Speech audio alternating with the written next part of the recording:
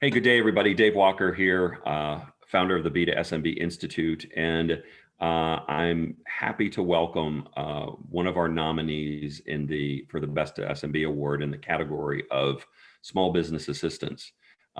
We frankly sometimes call that crisis response, but really the programs that our Leaders League identified as the ones that really stood out this year, particularly in a year in which small businesses have needed and will continue to need all the help they can get.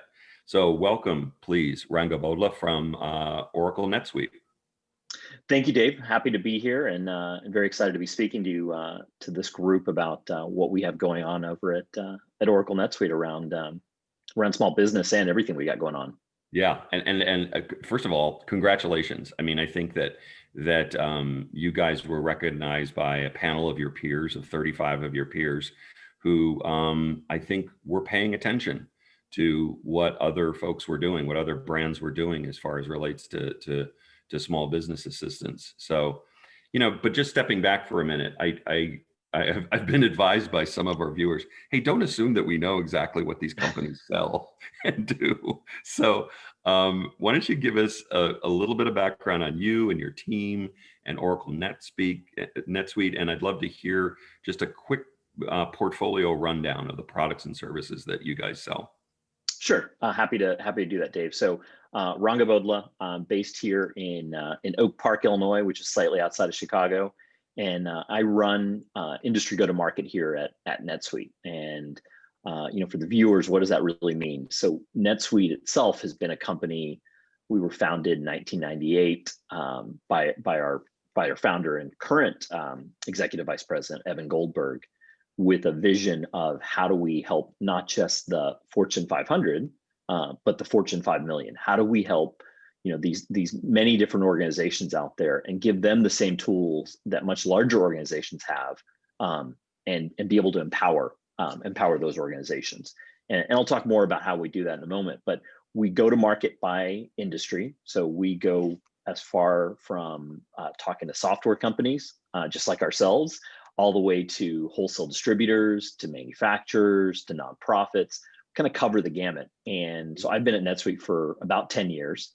And during that time, witnessed tremendous growth in our customer base. But about 2016, Oracle, they noticed our growth and they noticed our trajectory, and they also noticed an opportunity to broaden their base, because they've historically only mostly talked to larger corporations, and they saw an opportunity with what we were doing to expand who they're reaching, and they acquired NetSuite in 2016. So we run basically as a subsidiary of or a business unit of Oracle, and so that's when we say Oracle NetSuite, but oftentimes mostly talk about NetSuite because that's really what I do day in and day out and focus on. In terms of what our actual company does and what we deliver, we deliver in this category called Cloud ERP, or business management solutions. And what does that really mean?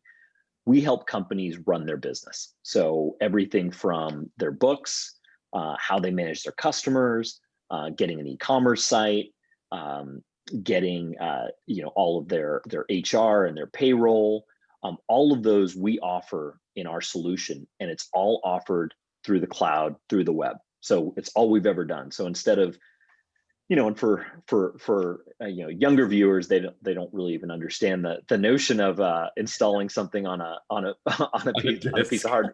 disk.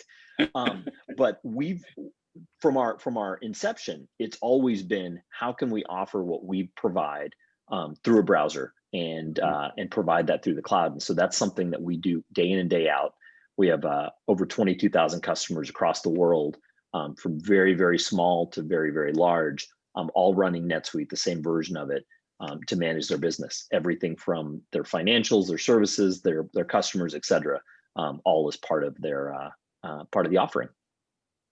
So that's a great thumbnail. Thank you. I appreciate it, and I'm sure our viewers will as well. And it's funny because I think that I have thought of you guys until I met you, frankly. I thought of you guys really as more accounting solutions. and I didn't realize that there really was so much more that you'd gotten into. And with that as kind of a starting point of all the different things you do for small business, what were some of the things that you saw that increased in demand within your own product line as the crisis that struck small business really hit this year?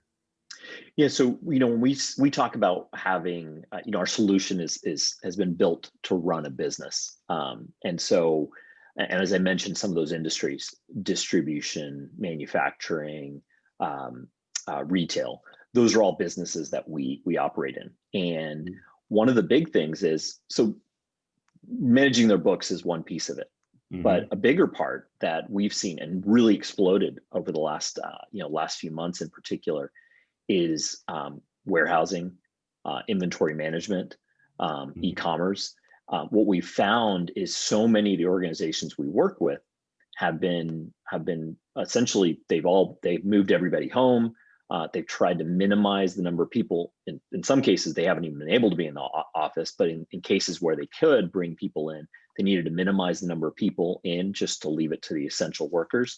So this focus on warehousing, on inventory, and on e-commerce in particular, and being able to and the e-commerce piece I think is really important to talk just a little bit. Is It's not just some are using our own e-commerce, some are using other e-commerce, but the bigger thing is the inventory management challenge. Because what people were if you're in the office, it's one thing, you can go and look in the warehouse and go and see, but you need, as you're trying to help your customers and understand what you can provide to them, you need to be able to tell them, oh, I got this on the shelf, or I don't have this on the shelf, it's coming in, it's not coming in. And some of these trends started to happen over the last 18 months as people were with some of the tariff wars and some of those different things. People were moving away from sole sourcing, they were looking at other options, and managing that, and by the way, these are not big company type issues. These are, somebody starts a business, they do their sourcing in China, they do all the distribution here, and they may be only 3 or 4 people, but there's a lot of things to manage. And when you're all in the office, you can just go and turn around and go and do that. It's one thing, but if you've got to manage all that remotely, and you don't have the right resources to do that, that gets really, really painful. And so we have a lot of folks that we've talked to, and probably the number one thing they bring up is, I really need to have visibility into how my business is doing, because they're trying to make short-term decisions, they're trying to make medium-term decisions. They're like, do I have enough cash flow to last me 2 more months, 3 more months? Do I need to cut now? Can I wait? Do I need to apply for PPP loans? If I do, and is that going to put me at risk? So these are all decisions that, very well from all the small business owners you talk to, that they are all struggling with. And to make those decisions to have the right data is a really critical element. And so that's something we've seen has kind of been I would say that's really exploded in as we've talked to folks, is that's one of the things that they really need is, managing the hairball of systems of, I got this for my accounting, I got this for my inventory, I got this for my e-commerce. It's just not scalable when I'm trying to, and all my customers are remote too. So it's like it's just exacerbated further. And so that's kind of what we've seen over the last few months. At some point, I wonder if there really will be an opportunity to bring so many of us in this business to small business community together to just compare notes and really frankly see the connection points to what you're observing, which is a lot, obviously, but just the notion of warehousing and distribution and sourcing, the connection of that to what the progressive commercial insurance guys saw as a flood of policy applications for new vehicles, which mimicked what Lendio was seeing for the capital requests were coming in for buildings, trucks, that kind of stuff. And so from so many different angles, the story was the same. I mean, that literally the demand was the same of small business. And I don't know if anyone will ever be in a position to kind of hover above it and say, my God, look at all these, connection points that really kind of manifested over the course of the 6 months. But I want to get to why you were nominated, because I think that, your peers really called out how quickly you guys stood up what you called community exchange. So could you describe a little bit about what the program is about and how it came to be?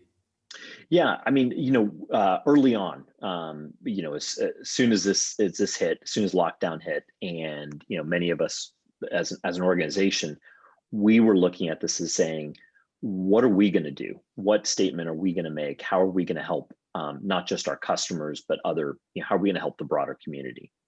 And so we focused on a couple of different things, Dave. One was some of it was just providing guidance and information to folks. So all the different things that we talked about, in terms of there's so many different resources out there. How do you know how to navigate that? How do you know if just PPP is a good example, and providing information about that. We were doing a number of programs with our customers, showcasing what our customers have done to change their business and how they've adapted, and things they've put in place. We saw a number of our customers also changing their own business models. So forget not how they deliver their products, but the actual products they delivered. So companies like Bedford, which make elastic ties, and this is just for a number of different uses, and they saw not an opportunity, but they saw a need to be able to around PPE. Now I'm getting my acronyms. They saw a need around PPE. Excuse me. Sorry. Yeah. And particularly within regional hospitals, and they're like, how do we get this out to? Because he's like they were telling us that the big guys, New York and Chicago, and these bigger regional areas, they can go and buy PPE for what they need. But there's a lot of these smaller regional hospitals that they're you're from Virginia, where they how do they get access to resources? And they might just need 100 of this item, or they might need 1,000 of this, but it was impossible to get some of that. There were companies, these small businesses, that frankly had created resources, created PPE, or created things that could help, and there were buyers that needed it, but there wasn't that connection point. And around PPE, it was particularly stark, back in April, May, June. And so what we created was we created something we called community exchange. And the idea behind it was, how do we tie these things together? How do we get a lot of our customers who were existing producers of PPE equipment, new ones that had pivoted to make those changes? Some of them are making masks, some of them are making face shields, all these different things, and provide them a platform in which they could put those resources up and available, and so they could tie together. And then also where people that needed those resources could come to them and get access to them. So if they knew that Bedford, as the example, was producing these face shields, that they could get access to them on a much smaller set of quantities. Now they set up, Bedford, as a good example, also even set up their own e-commerce site. They stood it up, literally in 3 days on Netsuite to just, get this out to customers as quickly as possible. But with community exchange, it was really about, how do we bring all these different suppliers together and people that need this, so that we could provide that back to the community. And so really, as that notion of community exchange, it was about serving the community, serving our community of customers and their customers themselves.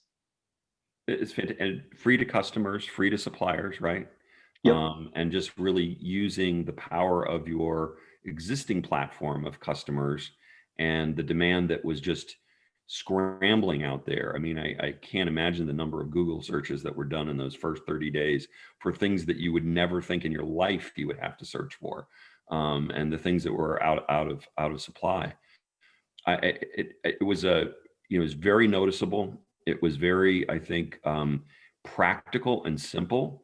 But more importantly, it seemed to have a genuine impact. Did you get a sense from the feedback that you got early on that wow, thank you, or was it just kind of like scramble to use and I don't have time to say thank you, or what did you get as feedback? You know, with some of the folks we worked with, I mean, they were very thankful. We did get some. Now, yeah, actually, I would say it was harder to get people. It was some cases hard to get time with people to be able to say Yeah. like, "Hey, this is some of the benefits." But we did see some. I saw some very heartwarming videos. You know, just Mhm. like nurses or doctors being like, "Oh, we got access to this because of this platform." It was and those were, and we weren't able to publicize it too much, but we were, to the extent that we were able to get it out there, we did. But it was um, it we started primarily in the U.S. We're now expanding it internationally. Mhm. Because that there's, I mean, unfortunately, right, we're entering into another phase of this, and things have gotten a lot better in terms of supplies and exchange and things like Mhm. that. But Mhm. it's not like um, things are great. You can go to Yeah. Costco now and you can get toilet paper, but Right. if you need to get enough face masks or face shields or enough PPE, that could still be challenging. And so depending on where you're at, so it's a really important one that we're trying to focus on.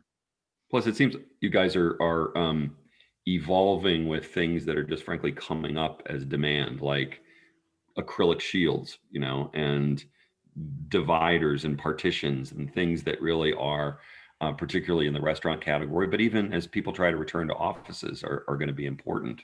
Yep. I know that our high school, and frankly, all the schools in our district out here in Western Chicago, struggled with how to get the supplies to set up the kind of partitioning they needed for teachers.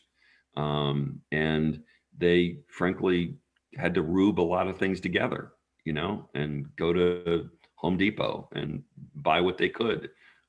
So it's still, I agree with you, it's still a challenge. It's still tough.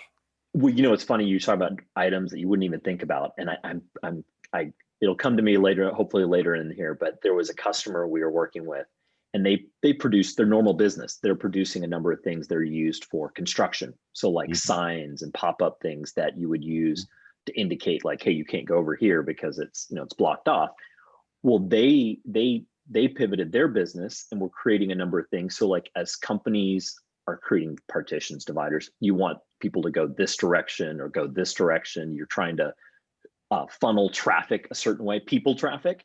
So they've been able to help with that. I mean, things as simple as social distancing stickers, as you've seen. Mhm. All of these things are new things, and as more organizations are trying to open up and provide that, I mean, Mhm. they're those are things that they were able to add into their business and drive as part of it. Um, so I want to circle back to, first of all, I'm going to use liberally the phrase Fortune 5 million. That's awesome. That is it. That describes what small businesses are. Um, but do you, how do you see the future of small business demands on your organization? You obviously have a lot of touch points of things that you do. Are there, it's a little bit like the future's looking of what were they demanding back in the early days? What do you think they're going to be demanding and needing from you in the future, including an expanded community exchange? Do you think they need something that just evolves with the demands of the time? What about e-commerce? What about the sourcing that's changing so dramatically? What are the things that you see? So I would say there's a couple things. So talk about community exchange for a second. So um, this crisis, resulted in the community exchange specifically around the crisis.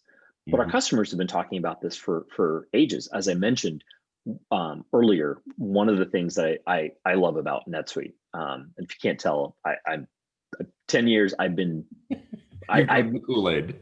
I've drunk the Kool-Aid, but it's a company that I've really given a lot of my life to because I believe in what we're doing, and Right. I get to work with all these great customers. But when we work with companies, on one hand, that are very very security software companies, all the way to these manufacturing distributors. Mhm. But the thing that we've had our customers say is, we've had their customers in one segment. They're like, hey, I'd love to be able to, like, get introduced to customers in a different segment. And so community exchange is just, is specific around, tying these needs together. But I could see that evolving over time. I could see that, as we kind of link this ecosystem of customers together. I think that's, we often talk about NetSuite Nation. We have our user conference, and right now we actually have one going on, NetSuite Now on Air.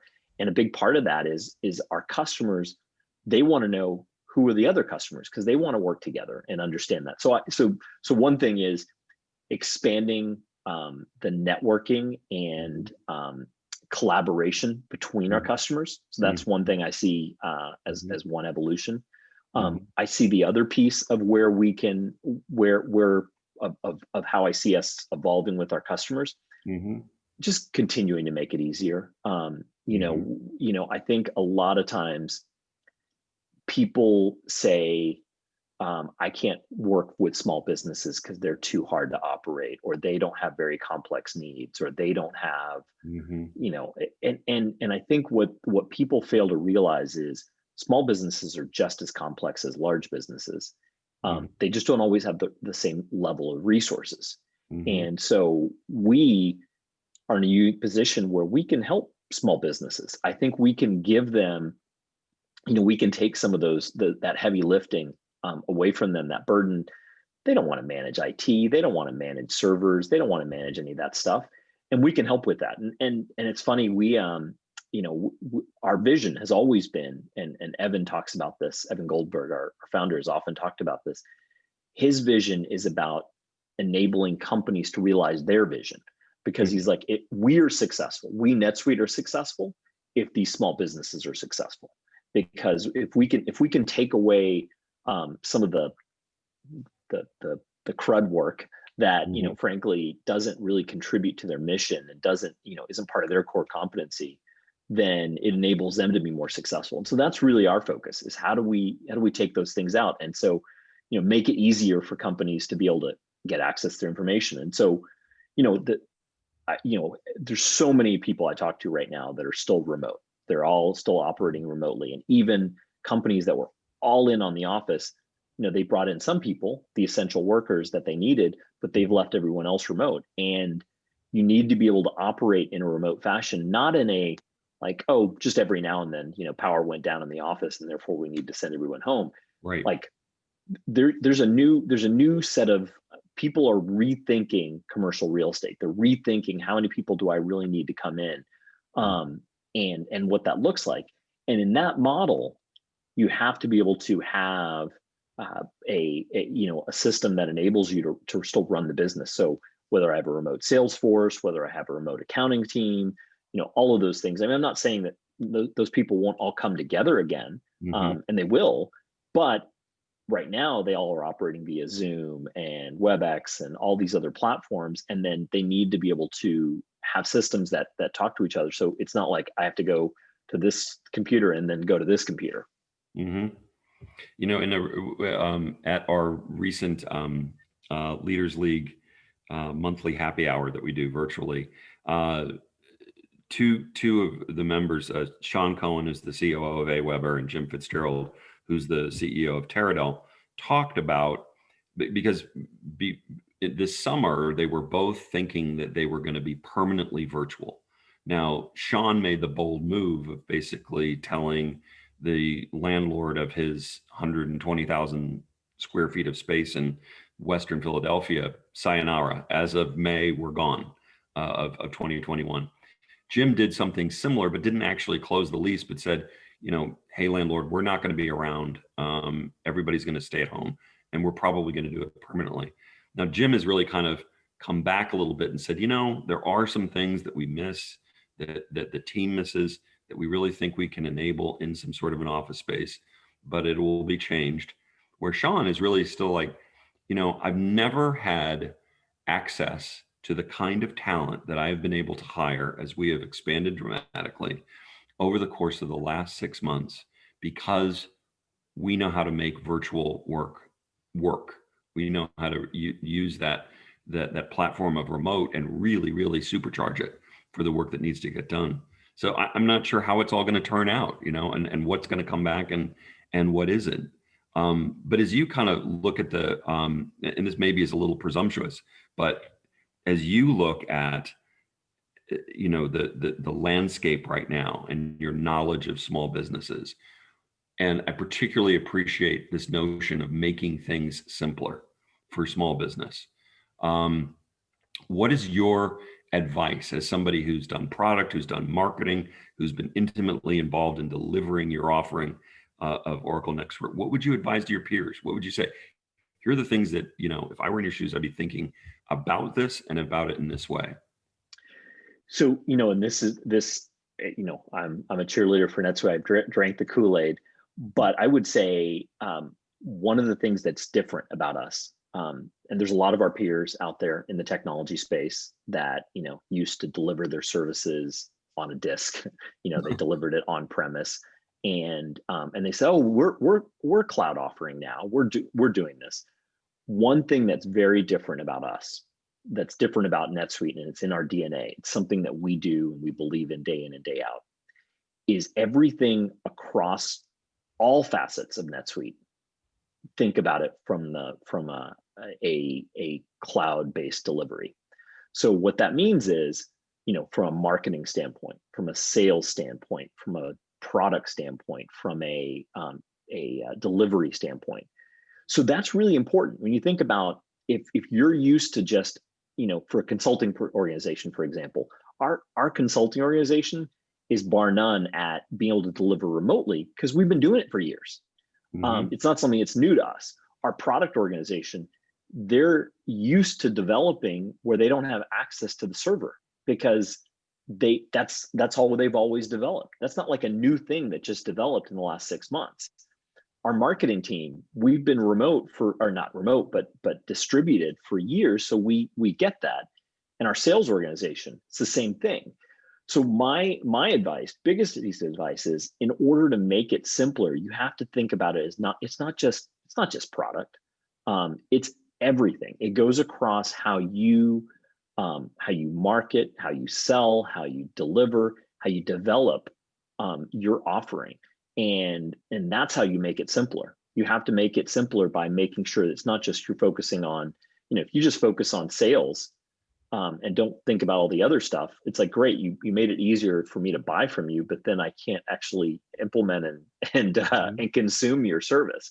Right. And and you talked about your B2B leaders group. I mean, that's one of the things I love about that group is, so many of those guys understand exactly that, right? Is that in order to make it simpler, you got to be thinking about it holistically. You can't just think about one element of it. You got to really think much more deeply. And so that's, to me, that's really the big thing or the big advice I would give on that front.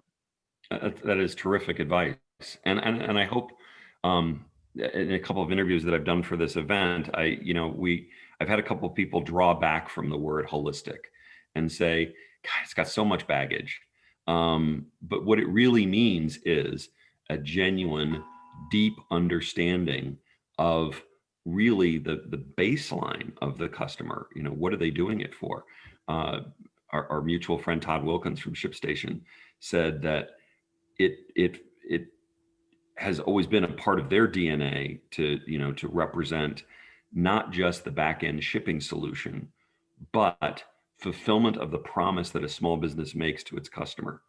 That is a radically different way of thinking about your product. And it's very similar to the way you guys think about your product. And I think that is what I hear more and more consistently, is that holistic approach really understands what actually am I doing for the small business? Yep. Not my function, but what am I actually helping them, deliver in their business? It's exciting. Yep. So I know I'll wrap up by asking, I know you feel bullish on small business. I'm pretty certain I know you well enough to know that you haven't changed your mind on how bullish you are about small business. But what are the things that need to, frankly, make you more confident and more bullish on small business as we face down what could be a really extended period of time where we're struggling with many of the same issues? I think it's probably the biggest thing is and I think I'm seeing this now. I'm seeing more and more people realizing this is, and we all were in this, right? In March, we all kind of thought, oh, this is a couple weeks. We're gonna be back in the offices. This is this is a The good short-term old thing. days. Yeah, good old days, right? And this is really, there are long-term shifts happening here. And consumer behavior has already shifted. It is already people have gotten used to certain convenience factors that have been put in place, or that were really a forcing function of this pandemic. And it's not like those are all going to magically go away. Those conveniences that people got used to are things they're going to want to continue. And those organizations that manage their runway, they kept enough back to be able to extend their runway, that really focused on what's the core of what we offer or deliver, and really got close to their customers in whatever ways they could, email, phone, FaceTime, the ones that really got close to their customers. Those are the ones I think that are going to come out of this and really thrive, because they got it. They got what we need to be doing. And some of the, like I said, these are not, it's not like we're going to go back to how things were in February. There's shifts that have happened that people are going to expect and want. And those companies that realize that and are making shifts in their own business to take advantage of that, and to accept that and develop, I think are going to be the ones that are successful. And my hope is that the dysfunction that's happening in DC will resolve itself to the extent that their realization of small businesses need additional support. They need additional help from a funding and from a financial perspective. But regardless of that, I think it's all these other factors that I think are also critical as well, because that can't be the only thing. You can't just hope is not a strategy. Yeah. And if I would love for that to happen. I think that will really help. But it can't be the only thing. There has to be these other pieces that come into play as part of it as well. No question. No question.